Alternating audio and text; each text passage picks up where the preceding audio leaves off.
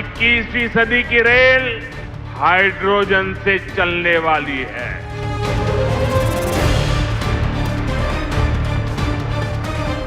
नमस्कार, मैं हूं आपके साथ हेमंत कुमार और आज बात देश की पहली हाइड्रोजन ट्रेन की, क्योंकि प्रधानमंत्री नरेंद्र मोदी ने शुक्रवार को देश की पहली हाइड्रोजन ट्रेन को हरी झंडी दिखा करके रवाना किया है।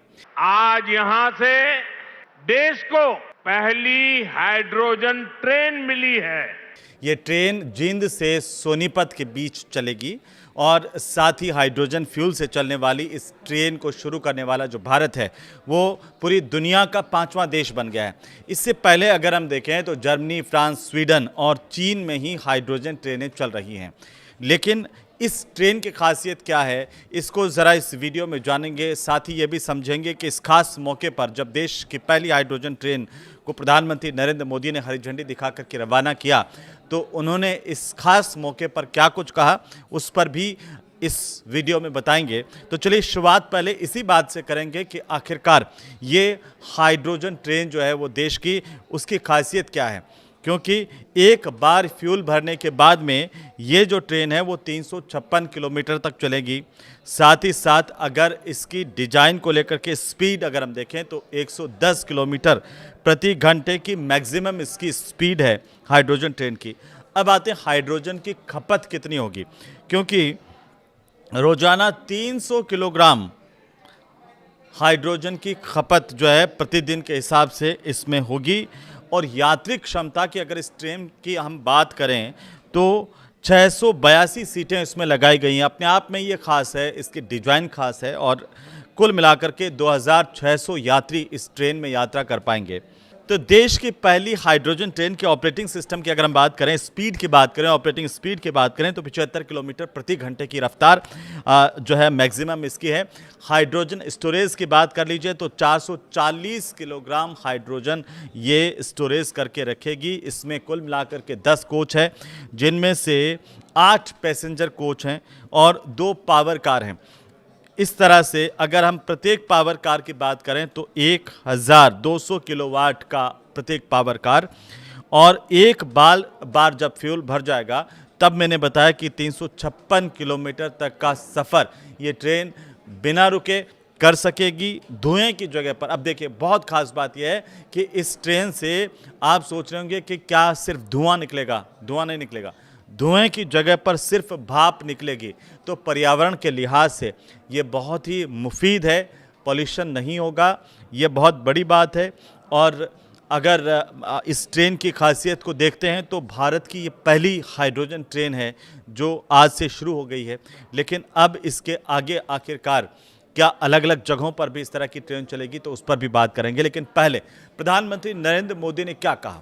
प्रधानमंत्री नरेंद्र मोदी ने कहा कि जींद सोनीपत के बीच चलने वाली ये जो ट्रेन है वो दुनिया की सबसे ताकतवर हाइड्रोजन ट्रेन है। यानी कि पूरी दुनिया में इससे ज़्यादा ताकतवर हाइड्रोजन ट्रेन नहीं चलती है। जैसे मैंने बताया कि जो बाकी 4 देश जिनका जिक्र हमने किया वहाँ पर हाइड्रोजन ट्रेन चलती है, लेकिन इससे ज़्यादा पावरफुल ट्रेन नहीं है। इस ट्रेन को भारत के इंजीनियर्स ने डिज़ाइन किया है और भारत की कंपनी ने ही इसे बनाया है। 10 कोच की जो ट्रेन है वो जींद सोनीपत रूट पर 14 स्टेशनों के बीच में अधिकतम 75 किलोमीटर प्रति घंटे की रफ्तार से चलने वाली है। इसका किराया होगा 5 से लेकर के 25 रुपये तक के बीच में, बहुत सस्ता। 5 रुपये से लेकर के 25 रुपये तक के बीच में महज किराया है। ये ट्रेन 89 किलोमीटर का जो सफ़र है वो करीब 2 घंटे के भीतर पूरा करेगी। अब आप जान लीजिए कि हाइड्रोजन आखिरकार कैसे बनता है। तो H2O यानी कि पानी हाइड्रोजन और ऑक्सीजन से मिलकर के बनता है। और जब पानी को बिजली के ज़रिए हम एक खास प्रोसेस के ज़रिए 2 हिस्सों में बांट देते हैं, जिसमें हाइड्रोजन और ऑक्सीजन अलग अलग कर देते हैं, तो इस तरह से ये हाइड्रोजन बनता है। लेकिन अब एक और महत्वपूर्ण सवाल आपके दिमाग में आ रहा होगा कि हाइड्रोजन ट्रेन आखिरकार कैसे चलती है। क्योंकि इस ट्रेन का इतना जिक्र हो रहा है तो ये भी जान लीजिए कि ये कैसे काम करती है।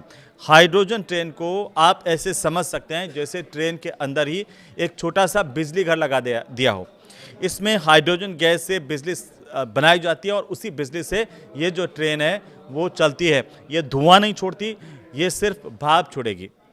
1 किलो हाइड्रोजन से कितनी दूर तक ये ट्रेन जा सकती है, तो इसकी जानकारी ये मिली है कि भारतीय रेल ने अभी इसके आंकड़े हालांकि जारी नहीं किए हैं, लेकिन जो मीडिया रिपोर्ट्स हैं वो ये कह रही हैं कि ये ट्रेन रोज़ाना 2 चक्कर लगाएगी, जिनमें 356 किलोमीटर की दूरी तय की जाएगी और अनुमानित 300 किलोग्राम हाइड्रोजन की इसमें खपत होगी। इस हिसाब से ये ट्रेन 1 किलो हाइड्रोजन में करीब 1.5 किलोमीटर का सफ़र करेगी।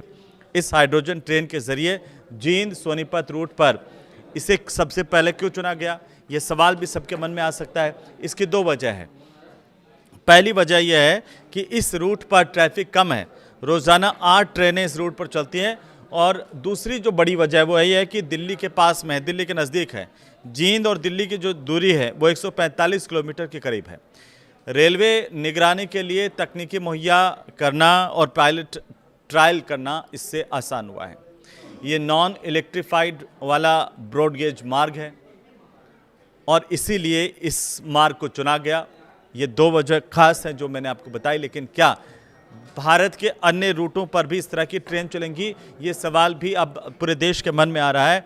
तो हाँ, सरकार की तरफ से हाइड्रोजन फॉर हेरिटेज योजना चलाई जा रही है और इसके तहत देश के अलग अलग ऐतिहासिक जो हेरिटेज और पहाड़ी रूट है उन पर इस तरह की 5 हाइड्रोजन ट्रेनें चलाने की योजना अभी शुरुआती तौर पर है। माना यह जा रहा है कि जिन रूट्स पर बिजली की लाइन खींचना काफ़ी मुश्किल होता है, वहाँ पर ये इस तरह की हाइड्रोजन ट्रेन कामयाब होगी। और जो दिल्ली जींद वाला रूट है वो अभी बिजली लाइन से जुड़ा हुआ नहीं है, इसलिए इस पर सबसे पहले जो ट्रायल के तौर पर भी देखा जा रहा है। तो ये जो ट्रेनें अलग अलग जगहों पर भी चलेगी, लेकिन ये जब ट्रेन चलाई जा रही है हाइड्रोजन ट्रेन, ये भारत के लिए बहुत खास है और इसकी जो जिम्मेदारी है चलाने की वो जींद मुख्यालय में तैनात है लोको पायलट राजेश कुमार, उनको दी गई है। उन्हें भारत की पहली हाइड्रोजन ट्रेन के संचालन की जिम्मेदारी मिली है। अब राजेश कुमार ने मीडिया से बातचीत करते हुए जानकारी इस ट्रेन के बारे में दी कि हाइड्रोजन ट्रेन पूरी तरह से एक नई तकनीक पर आधारित है। इसमें पारंपरिक ट्रेनों की तुलना में अगर हम देखें तो ज़्यादा पावर है, ज़्यादा कैपेसिटी है। ये पूरी तरह से साउंड प्रूफ है, यानी कि अगर आप इसके अंदर बैठ गए तो बाहर क्या हो रहा है, किस तरह की आवाज़ आ रही है, वो आपको बिल्कुल सुनाई नहीं देने वाला। क्योंकि जब हम ट्रेन में सफ़र करते हैं तो गड़ गड़ गड़ गड़ गड़ गड़ आप सुनते होंगे कि कई बार अगर आप जनरल डिब्बे में बैठ जाएं तो कितनी सारी साउंड आती है बाहर की। ये ट्रेन पूरी तरह से साउंड प्रूफ है। बाहर क्या हो रहा है, बाहर की कितनी आवाज़ है वो इसके अंदर नहीं आएगी। पर्यावरण में किसी प्रकार का प्रदूषण नहीं होगा, ये सबसे खास बात है इस ट्रेन की। इसका पिकअप अगर देखें तो बहुत ज़्यादा बेहतर है, ये राजेश कुमार ने जानकारी दी। उन्होंने कहा कि पिकअप बेहतर होने से ट्रेन का संचालन ज़्यादा सुगम और प्रभावी भी होता है। अब राजेश कुमार ने यह भी बताया है कि लोको पायलट का चूंकि यात्रियों से सीधे संवाद भी नहीं होता, यदि किसी यात्री को सहायता की ज़रूरत होती है तो लोको पायलट ट्रेन मैनेजर से संपर्क करता है। इसके बाद train manager public address system के जरिए यात्रियों तक सूचना पहुँचाता है और आवश्यक सहायता उपलब्ध करवाई जाती है। उन्होंने ये भी जानकारी दी है कि इस ट्रेन में हाइड्रोजन फ्यूल सेल लगाया गया है। फ्यूल सेल में करीब 8.5 बार के दबाव से हाइड्रोजन गैस भेजी जाती है, जबकि दूसरी तरफ से ऑक्सीजन प्रवेश करती है और दोनों के बीच होने वाली जो रासायनिक प्रक्रिया है उससे बिजली बनती है, जल वाष्प यानी कि भाप बनती है और पानी जो है वो भी पैदा होता है। अब भाप ऊपर उड़ा दी जाएगी, पानी को वापस से इसमें काम में ले लिया जाएगा, क्योंकि बिजली ट्रेन को चलाने का जो बिजली निकलेगी वो इस ट्रेन को चलाने का काम करेगी और जल वाष्प जो भाप है वो वातावरण में ऊपर निकल जाएगी। जैसे ट्रेनों में आप ऊपर देखते हैं धुआं निकलता था, इसमें सिर्फ भाप निकलेगी और जो पानी है इसका बचा हुआ वो नीचे निकल जाता है। यही वजह है कि हाइड्रोजन ट्रेन को पर्यावरण के बिल्कुल अनुकूल माना जाता है। शून्य उत्सर्जन है इसका, ज़ीरो एमिशन है और ये इस तरह की तकनीक वाली ट्रेन मानी जा रही है। अब प्रधानमंत्री नरेंद्र मोदी ने इसकी कुछ खासियतें बताई हैं, कुछ बातें उन्होंने कही हैं, उन पर भी गौर फरमाते हैं, क्योंकि पीएम मोदी ने elevated railway track, 2 medical college समेत 8 प्रोजेक्ट्स का भी उद्घाटन यहाँ पर किया, शिलान्यास किया है। वहीं पीएम मोदी के संबोधन की अहम बातें आप जान लीजिए, क्योंकि रेलवे में उन्होंने कहा कि बड़ा ये बदलाव है, एक तरह से डीजल पर जो निर्भरता है वो कम हुई है। प्रधानमंत्री ने कहा कि 1925 से 2014 तक करीब 90 सालों में देश के रेल नेटवर्क का केवल 30% बिजलीकरण हुआ था, जबकि 70% हिस्सा डीजल पर निर्भर था। पिछले 12 सालों की अगर आप बात करेंगे तो करीब 99% रेल नेटवर्क का बिजलीकरण हो चुका है। पिछले 12 सालों में 99% रेल नेटवर्क जो है उसका बिजलीकरण हो चुका है, क्योंकि अब उस पर जो ट्रेनें चल रही हैं वो लाइट से चलने वाली, बिजली से चलने वाली ट्रेनें हैं। यदि हॉर्मुज स्ट्रेट में युद्ध जैसी स्थिति, प्रधानमंत्री ने कहा कि 2014 से पहले अगर बनती तो डीजल आपूर्ति प्रभावित होने से रेलवे भी संकट में आ सकता था, लेकिन अब इस तरह के हालात नहीं हैं। अब ज़्यादातर ट्रेनें बिजली से चलती हैं भारत में, और अब इसके अलावा नई टेक्नोलॉजी को भी देखा जा रहा है। दरअसल उन्होंने कहा कि खेलों में हरियाणा के युवाओं पर भरोसा है। प्रधानमंत्री ने यह भी कहा कि भारत 2030 में कॉमनवेल्थ गेम्स की मेज़बानी करेगा, 2036 और ओलंपिक की मेज़बानी के लिए भी प्रयास कर रहा है, और सरकार खिलाड़ियों को सारी सुविधाएं दे रही है। उन्होंने ये भी कहा कि भारत न्यूजीलैंड और ऑस्ट्रेलिया के साथ स्पोर्ट्स इंडस्ट्री और खिलाड़ियों के ट्रेनिंग के क्षेत्र में मिलकर के काम करेगा। इसका लाभ हरियाणा के युवाओं को भी मिलेगा। प्रधानमंत्री ने कहा कि यदि हॉर्मुज स्ट्रेट में अगर युद्ध जैसी स्थिति बनती है तो इसका असर भारत पर भी पड़ता है, क्योंकि इसी समुद्री मार्ग से देश में पेट्रोल, डीजल, खाद्य समेत कई ज़रूरी वस्तुओं की आपूर्ति होती है। लेकिन 2000 पहले अगर इस तरह की स्थिति पैदा होती तो देश का जो रेल नेटवर्क है वो गंभीर संकट में आ जाता, क्योंकि उस वक्त रेल का एक बड़ा हिस्सा डीजल इंजन पर निर्भर करता था। लेकिन आज ऐसा नहीं है। प्रधानमंत्री ने कहा कि अब वक्त बदल गया, अब स्थितियाँ बदल गई हैं। उन्होंने ये कहा कि 2014 से पहले वाला भारत अब नहीं है, ये नया भारत है। ये मोदी है जो बहुत पहले सोचता भी है और समस्याओं के समाधान को समय रहते ज़मीन पर भी उतारता है, और इसका नतीजा आप धरातल पर देख रहे हैं कि कैसे देश की पहली हाइड्रोजन ट्रेन का संचालन कर दिया गया है।